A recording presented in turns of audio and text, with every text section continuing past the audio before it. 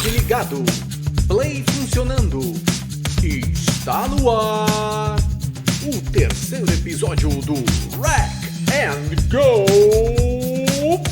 Esta é a fita de número 3. Fitinha começando, estamos no ar com mais um Rec and Go Podcast. E galera, olha só que legal, hoje no Rec and Go eu bati um papo com a minha esposa. Sim, vocês pediram nos comentários, teve comentário aí de conhecidos falando: entrevista a Clarissa, traz a Clarissa. E eu resolvi trazer a minha esposa para bater um papo aqui. Claro, ela sempre tímida, meio receosa, mas saiu. Ela gravou o Rec and Go junto comigo. Mas antes da gente começar o papo de hoje, que o papo de hoje você já deve ter visto aí no card, sobre o que significa. Você olhou a J-Card e você já sabe sobre o que nós vamos falar hoje. Você já tem noção. Porém, antes disso, nós vamos para os recadinhos e os e-mails relativos ao episódio anterior, a fita 2. Muita gente falou: Enzo, cadê? Eu quero ouvir dentro do streaming. Eu quero ouvir em diferentes streamings, não só no YouTube. E ok, levou um tempo, levou algumas semanas, mas agora, meus queridos, o podcast do Rec and Go está sim lá no Spotify! Sim, nós chegamos no Spotify e você pode conferir os episódios do Rec and Go também no Spotify e no Apple Podcasts. Estamos nos dois, finalmente. E para quem acompanha desde o primeiro episódio, eu também falei que tinha muito interesse em fazer um Substack, uma newsletter do Rec and Go, porque o Rec and Go merece uma newsletter. E sim, galera, o Substack também já está no ar! Sim, finalmente está no ar! E você já pode conferir aí no link que vai estar anexado aí em alguma rede social, aqui no YouTube ou qualquer outro lugar do Rec and Go vai ter o link do Substack. Eu pretendo colocar artigos lá, escrever alguma coisa, gerar conteúdo. Quanto ao WordPress, bom, se o Substack funcionar muito bem, talvez não necessite do WordPress, pelo menos não por hora. Vamos ver como as coisas irão funcionar daqui para frente. Mas então, vamos para os e-mails relativos ao último episódio, a última fitinha do Rec and Go. E eu vou começar aqui. Não são muitos e-mails, mas eu estou muito feliz que tem uma galera que está engajada e está mandando e-mail. Se você quer participar com as pessoas que eu vou ler aqui, por favor, manda seu e-mail para contatopodcastrec@gmail.com. A gente sempre dá uma lida e conversa a respeito do último episódio. Você também pode mandar seu feedback, o seu alô, e a gente está aqui para poder também escutar você, é claro. O Carlos Henrique, 35 anos, de Belo Horizonte, Minas Gerais, mandou um e-mail para cá. E ele começa mais ou menos assim: parabéns pelo último episódio. O episódio ficou ótimo, mas senti falta de um detalhe: falar do papel fundamental das fitas no rap e no hip hop. Nos anos 80 e 90, as mixtapes em cassete eram a forma de circulação da cena underground em Nova York e depois no Brasil também. Sem fita cassete, talvez o rap não tivesse crescido como cresceu. Vale uma pauta só sobre isso. Grande abraço. Carlos, muito legal a sua sugestão e eu acho que não renderia só uma pauta simples, renderia uma pauta bem longa, daria um bom programa sobre esse assunto. Eu agradeço muito a sua sugestão, é bem legal mesmo. Também recebemos aí um e-mail do Diego Santos, 22 anos. Ele é de Brasília, Distrito Federal. Olá! Escuto você desde o primeiro episódio. Eu curti muito a discussão sobre as novas gerações descobrindo o cassete. Minha sugestão: convidem bandas jovens que estão lançando fitas cassete atualmente. Seria muito legal ouvir da boca deles como veem esse formato. Acompanho você desde o primeiro episódio no YouTube. Forte abraço. Muito obrigado, fica aí a sua sugestão, Diego. Vamos pensar com carinho. Paulo Ramos, 37 anos, Porto Alegre, Rio Grande do Sul, mas bate! Olá, parabéns pelo programa, ficou excelente. Minha sugestão, fale um dia sobre o papel das fitas na cultura pop do cinema. Filmes como Quase Famosos e Guardiões da Galáxia resgataram esta estética e a minha nostalgia. Muito obrigado. Muito obrigado, Paulo Ramos, e com certeza esta também seria uma ótima pauta para a gente conversar aqui no Rack and Go. Matheus Dias, 24 anos, Belo Horizonte, Minas Gerais. Vamos lá, minerada tá em peso hoje, hein? Opa, tudo bem? Sou designer gráfico e comecei a usar a estética das fitas e do lo-fi nos meus trabalhos depois de entrar em contato com essa cultura. O episódio me deu ainda mais referência. Acho que pra gente que não viveu os anos 90, a fita virou símbolo de autenticidade e contracultura. Valeu demais pelo podcast. Muito obrigado, Matheus. Eu espero que tenha ajudado mesmo aí para você ter mais ou menos uma ideia. É claro que 24 anos, talvez não soe tão estranho assim, uma fita cassete alguém já deve ter te apresentado, né, de gerações antigas, mas é muito legal que você tenha conhecido então, pelo menos as fitas e o lo-fi em toda essa parada, né, essa imperfeição estética. Gabriel Santana, 26 anos, Curitiba, Paraná. Ele mandou o seguinte: fala Enzo, curti muito o episódio. Toco numa banda indie aqui no Sul e a gente lançou nossa demo em cassete no ano passado. Olha que legal, cara.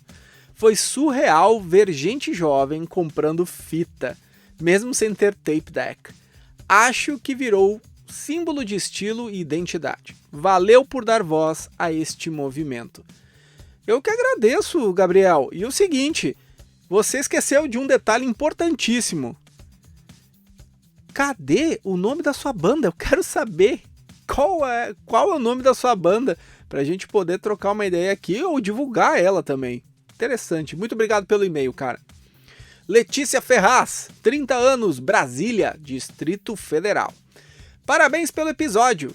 Ficou demais como você ligou o Cassette Culture às novas gerações. Uma sugestão. Faça um programa sobre a presença das fitas no cinema e na moda. Olha, voltou em voga do outro e-mail, agora a Letícia está resgatando isso do cinema também. Mas ela colocou aqui também, no cinema e na moda. Uau, interessante. Vejo muitos filmes e coleções de roupas resgatando esta estética. Acho que renderia um bom programa. Muito obrigado, Letícia. Muito obrigado pelas duas sugestões. Vou pensar assim e quem sabe... Vai escutando aí, quem sabe no futuro a gente não faça aí um programa só sobre moda, sobre filmes, estética, que envolva toda essa galera retrô. Por que não? Por que não? Muito bem, galera. Agora a gente vai então para a pauta, para o monólogo e para a conversa de hoje. Fica aí que ficou da hora. Forte abraço.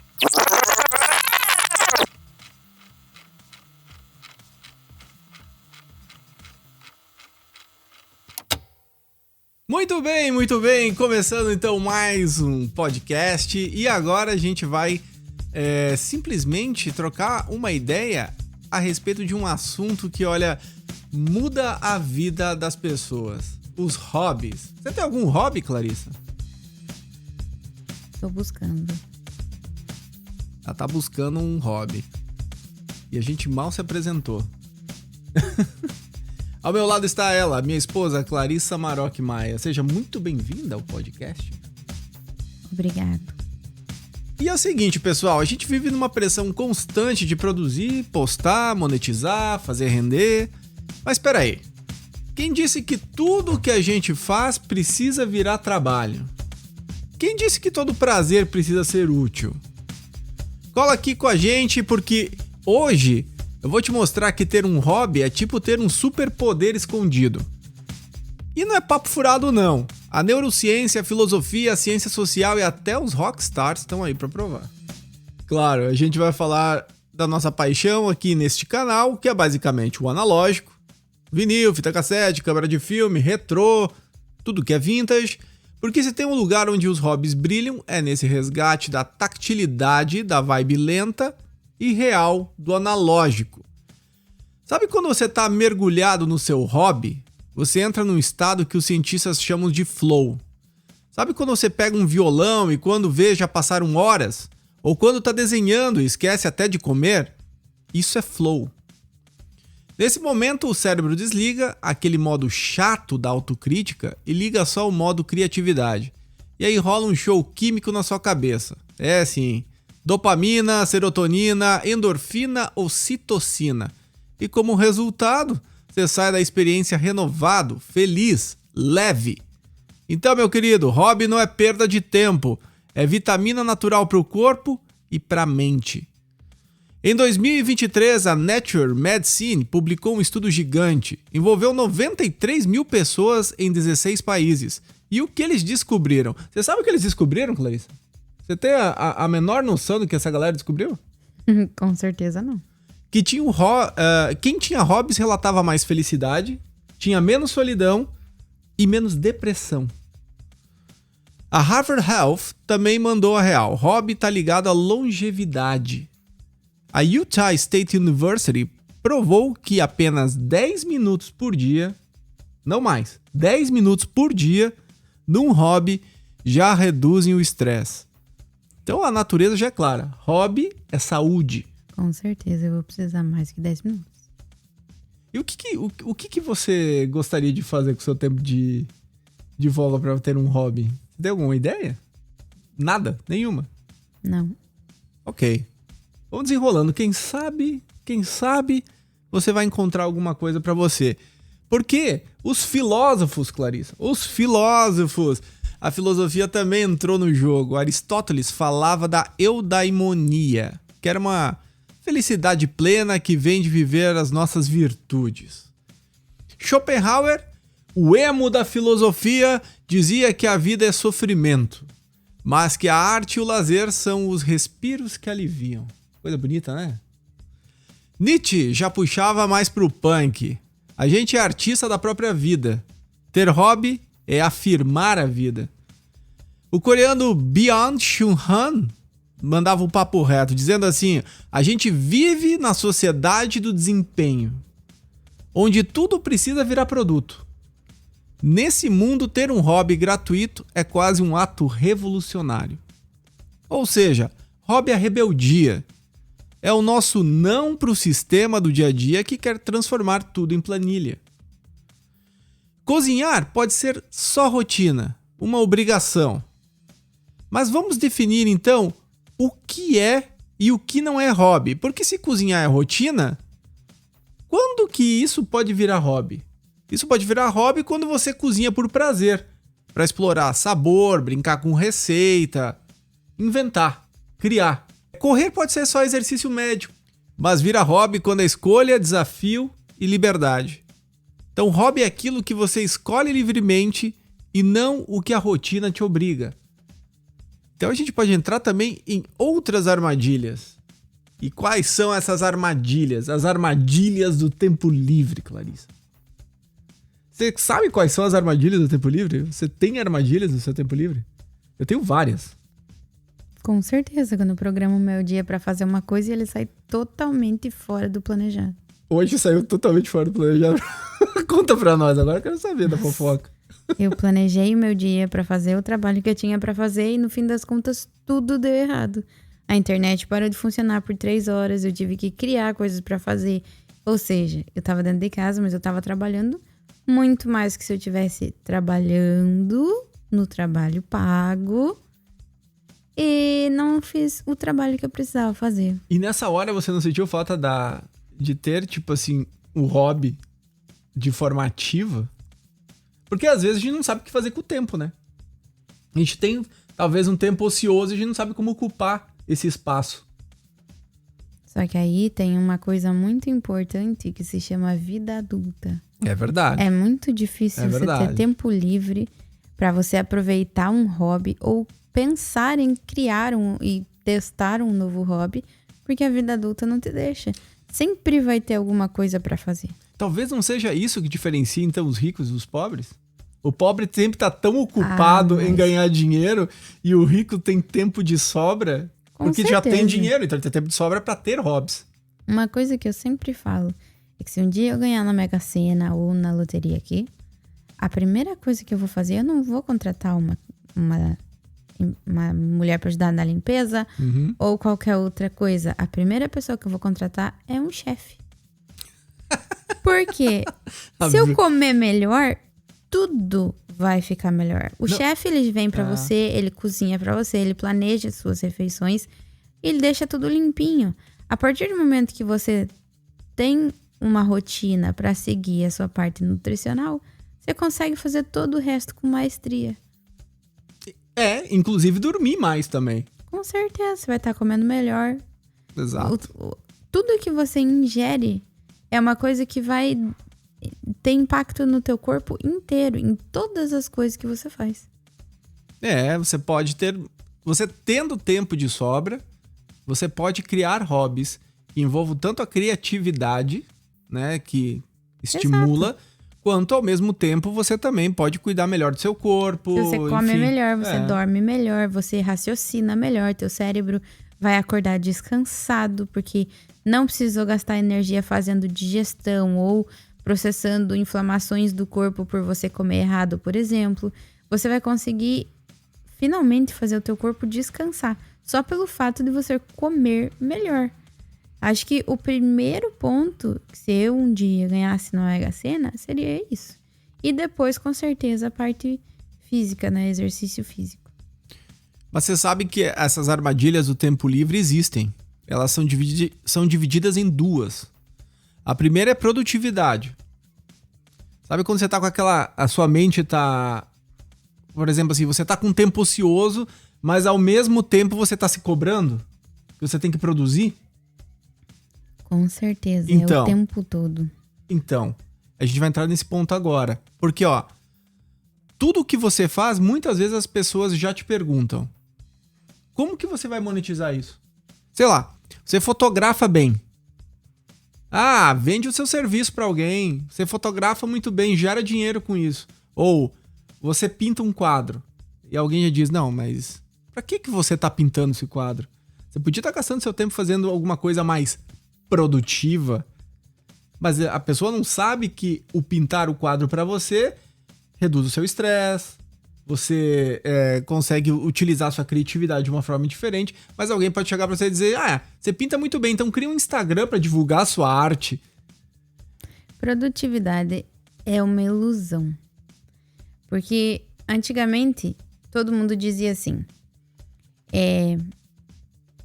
o dia que você encontrar um trabalho que você ame, você nunca vai ter que trabalhar pelo resto da sua vida. E nisso você já entregou que você é uma millennial. Isso é uma mentira. Das piores ainda. Porque não interessa se você ama ou se você não ama. O ponto aqui não é a questão da paixão. O ponto é a questão da produtividade.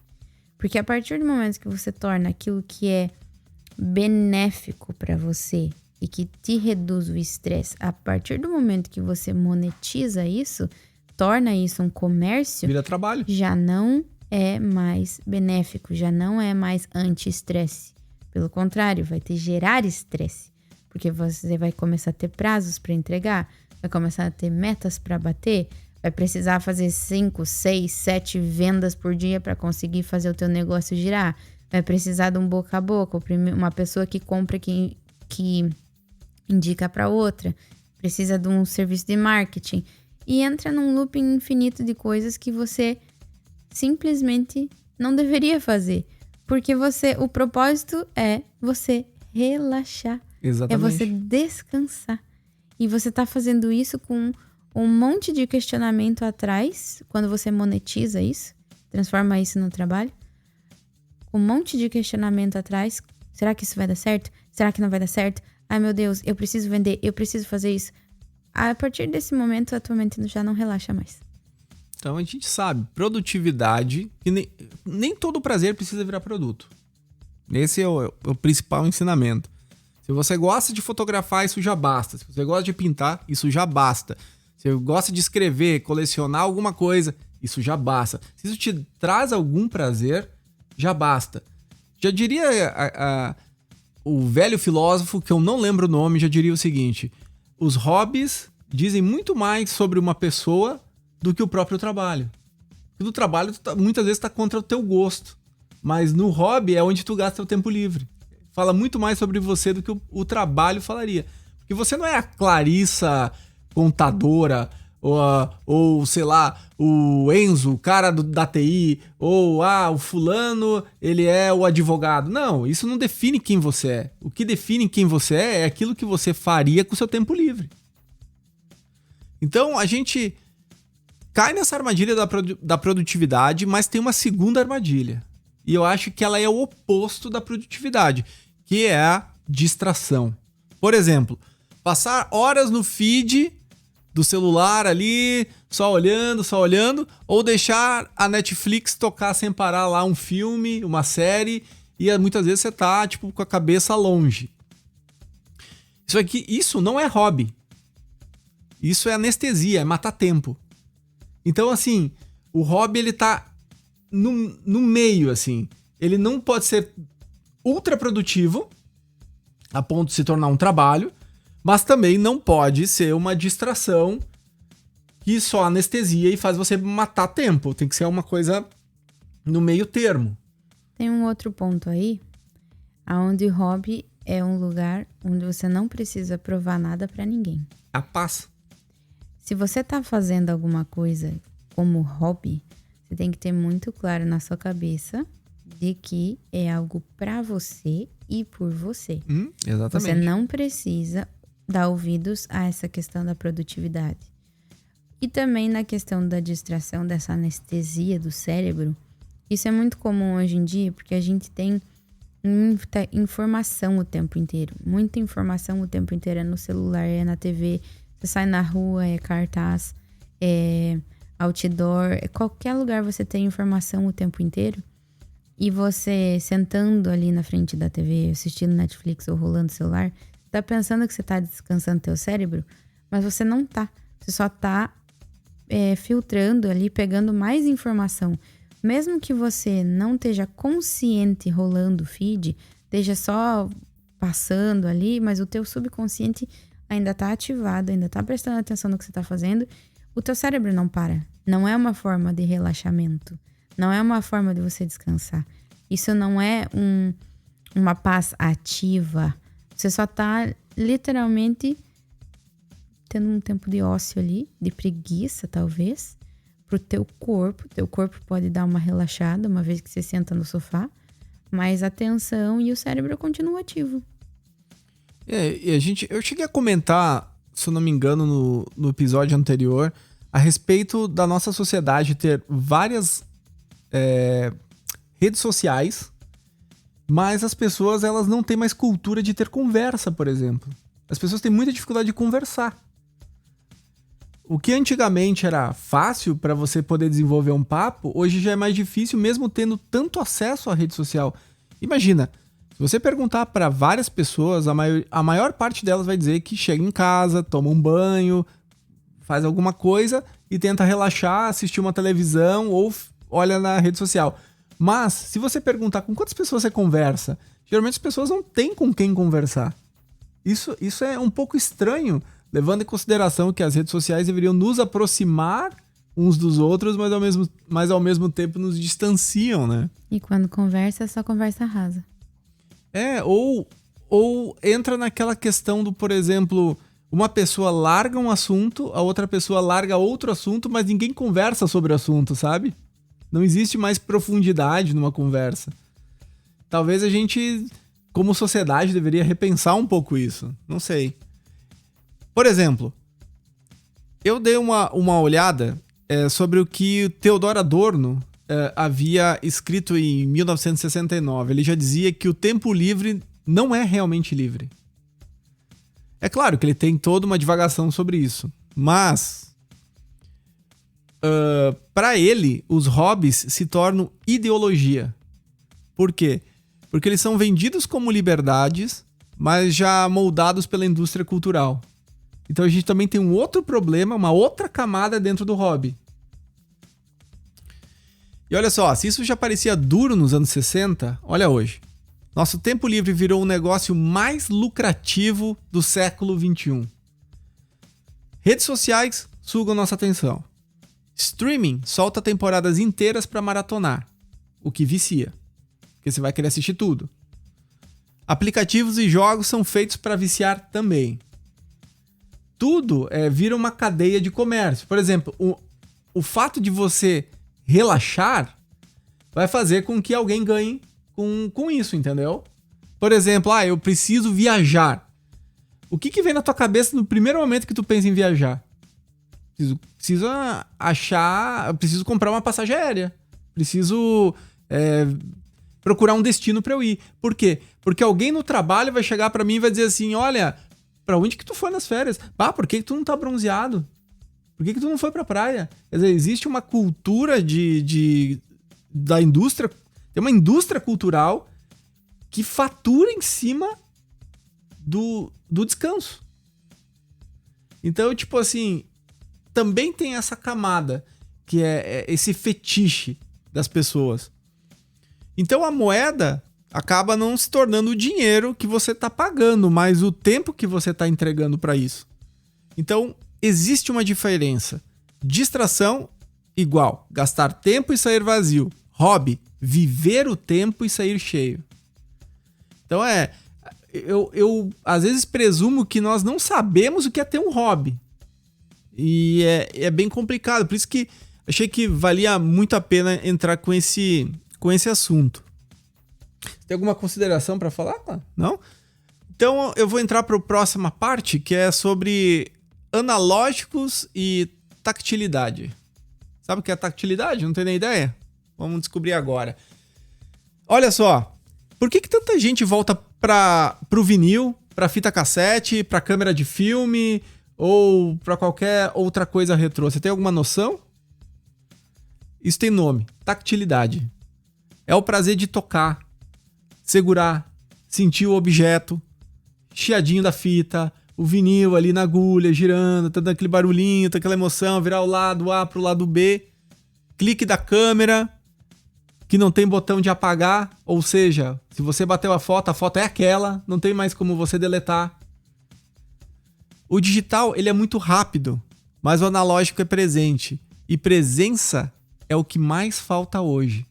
No programa passado, eu cheguei a mostrar dados, né, do porquê que a geração Z tá tendo um retorno pro retrô. Porque justamente eles estão sentindo falta de coisas mais reais. É como se, por exemplo, assim, a Apple resolveu colocar um sistema de vibração nos iPhones quando você toca na tela para dar esse sentido de toque, de tactilidade. Porque quando você tocava na tela, ele não dava esse sentido real.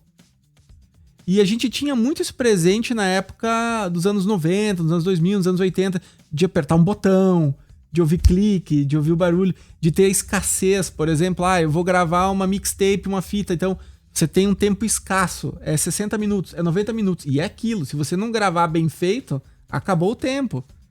Então, tipo assim, hoje a gente tem acesso a streamings e nos oferecem 1 milhão de músicas, mas a gente sempre escuta as mesmas.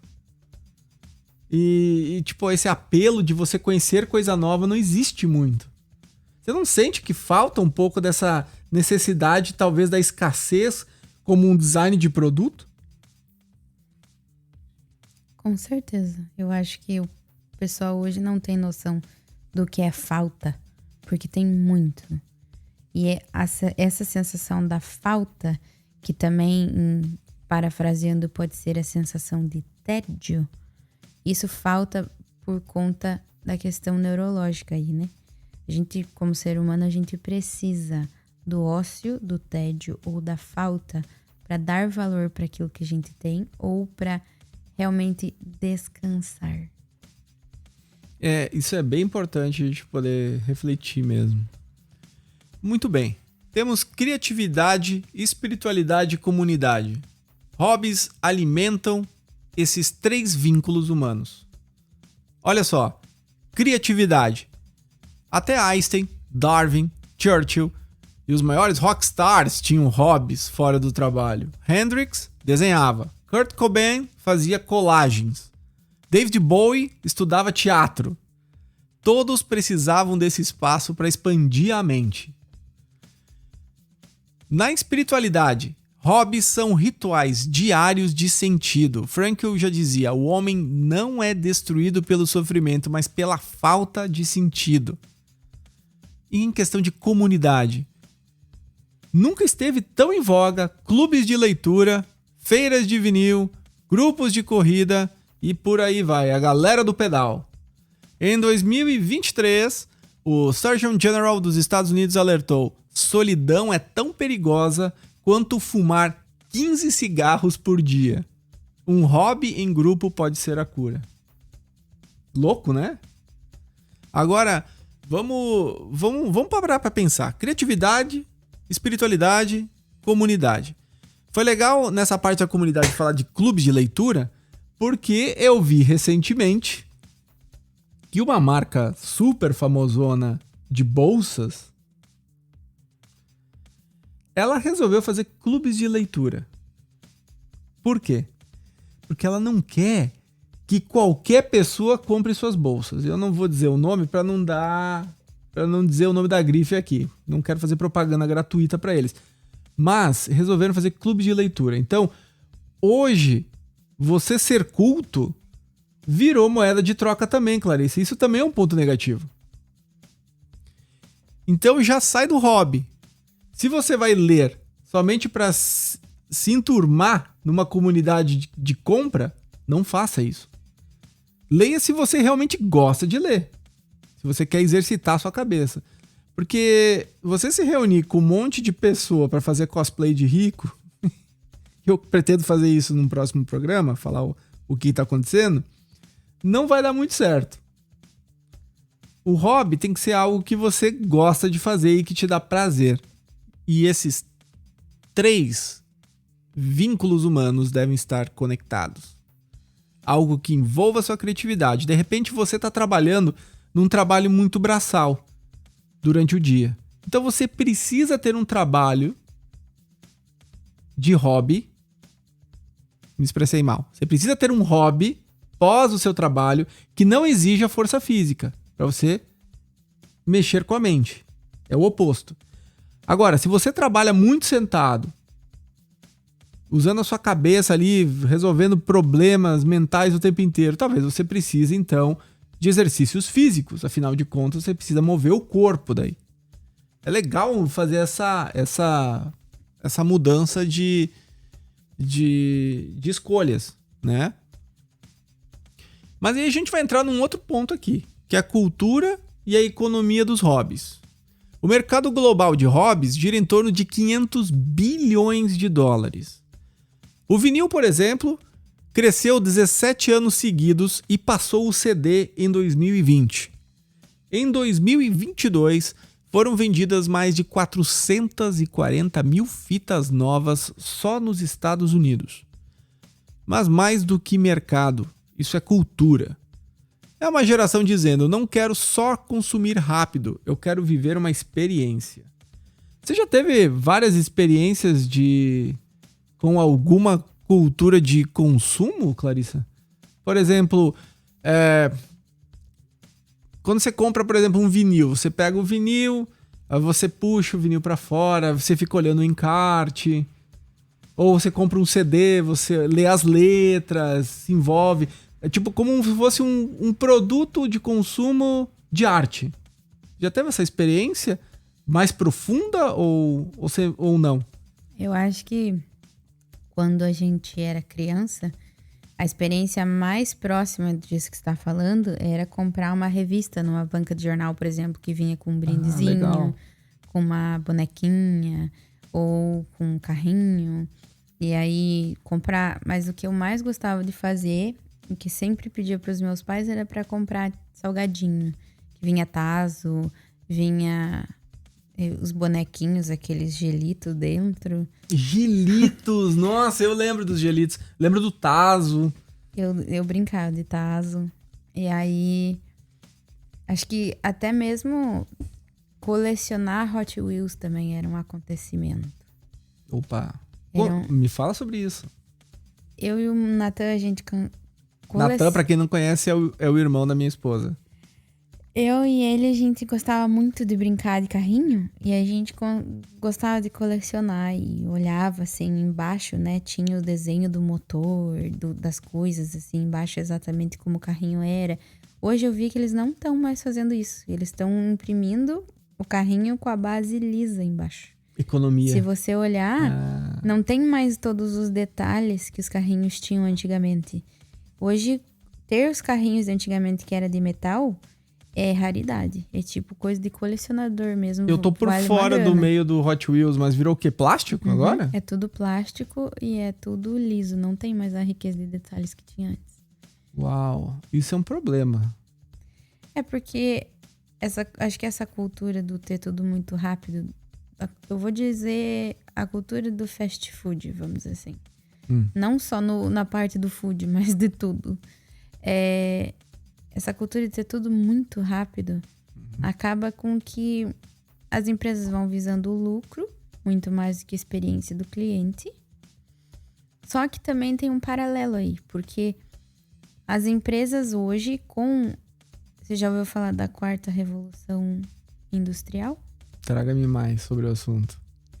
A 4ª Revolução Industrial é a tecnologia.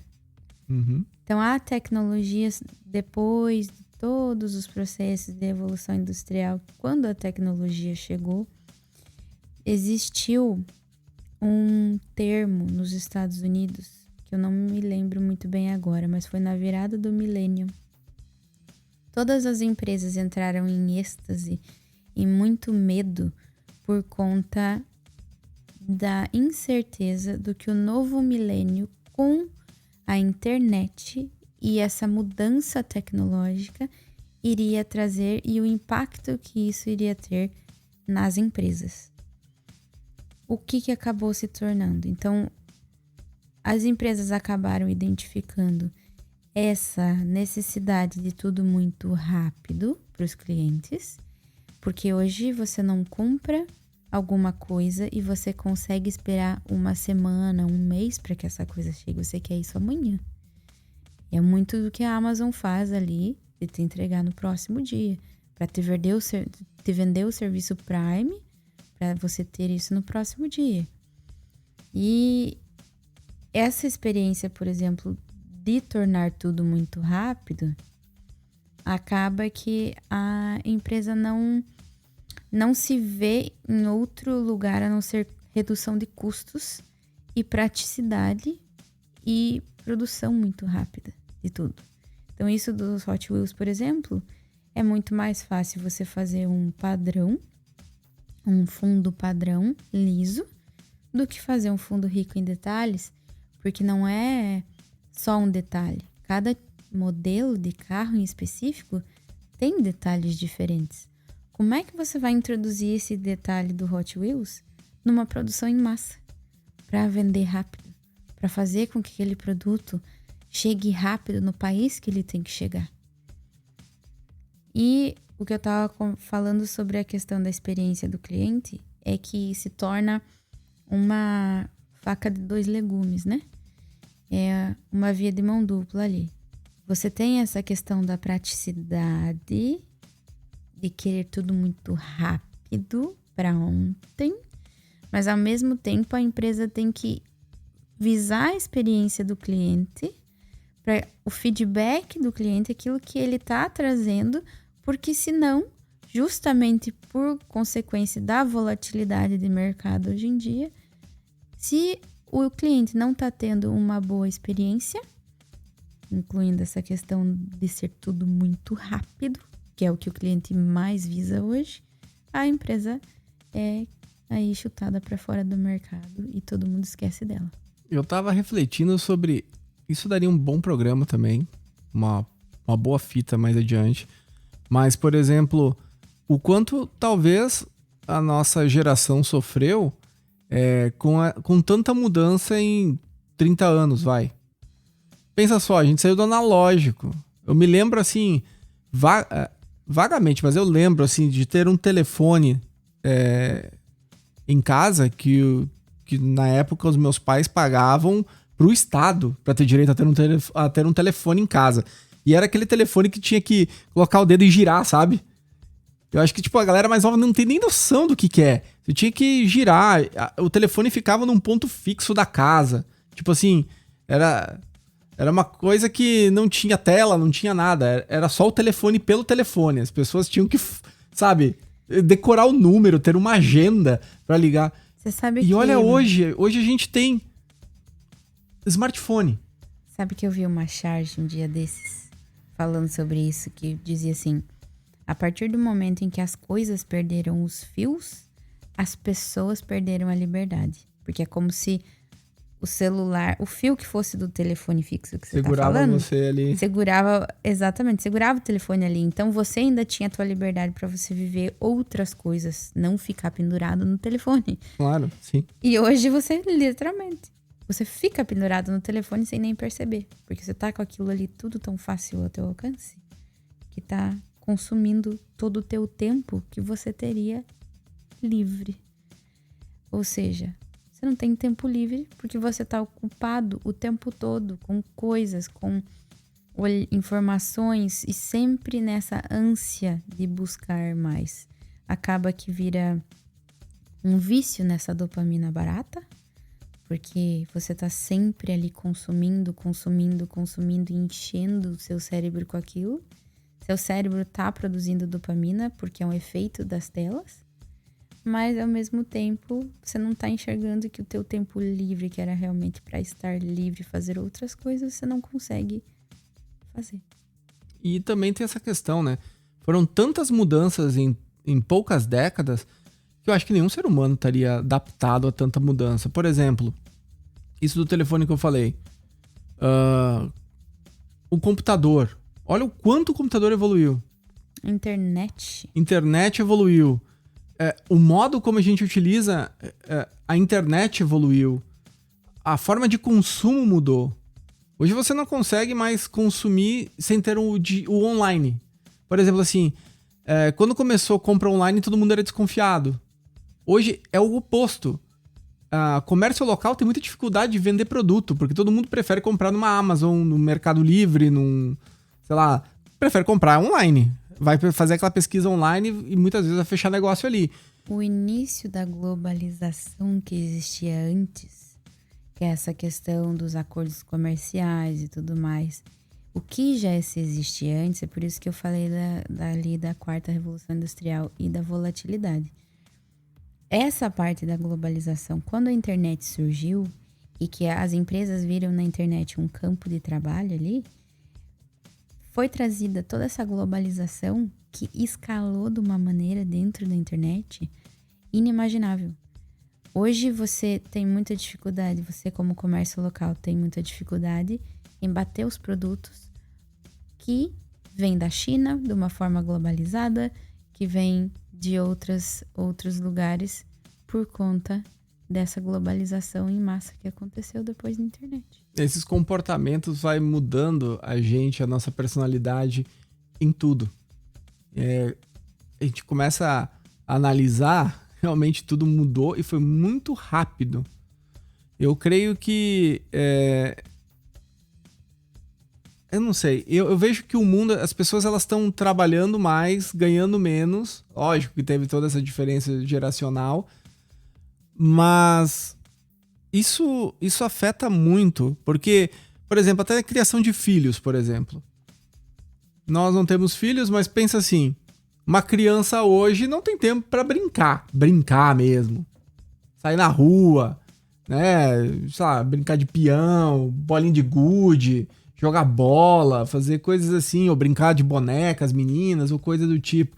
Tudo é muito levado, lógico, para os problemas políticos, e se não é levado para o problema político, a criança tá ali enfurnada num smartphone ou num tablet. Tá lidando com isso.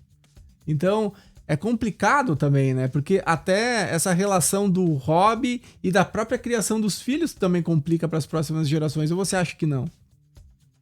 Eu acho que a internet mudou tudo. Depois que a internet explodiu, ela ressignificou a forma de brincar, a forma de pensar, a forma de descansar. A gente viu aqui que a neurociência mostra que hobbies mudam o cérebro. A ciência comprova que eles prolongam a vida. A filosofia lembra que hobbies são rebeldia contra um sistema já plantado. O analógico ensina que o prazer está no tato. Os rockstars nos provam que hobby é combustível criativo. E o Adorno alerta que distração não é hobby, mas é anestesia.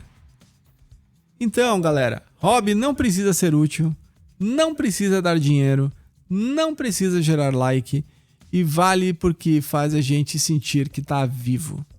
Então, aproveite, encontre algo que você goste.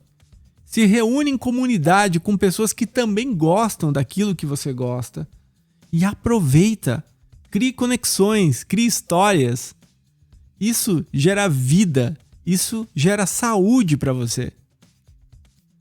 E eu vou te perguntar, e se você tiver a resposta para isso, manda um e-mail para cá que eu vou estar muito afim de ler a sua resposta. E a pergunta é a seguinte: qual hobby você vai resgatar essa semana? Será que você consegue curtir sem cobrança, sem pressa, talvez até de forma analógica, só pelo prazer de sentir o mundo com as próprias mãos? Pensa nisso. Talvez a sua próxima fita, o seu próximo vinil, o seu próximo desenho seja justamente o que vai te lembrar o quanto é bom estar vivo. Encerramos por aqui, né, Dona Clarissa? Isso. E como sempre falo, a fita é escassa. E essa fita chega ao fim. Até a próxima. Tchau.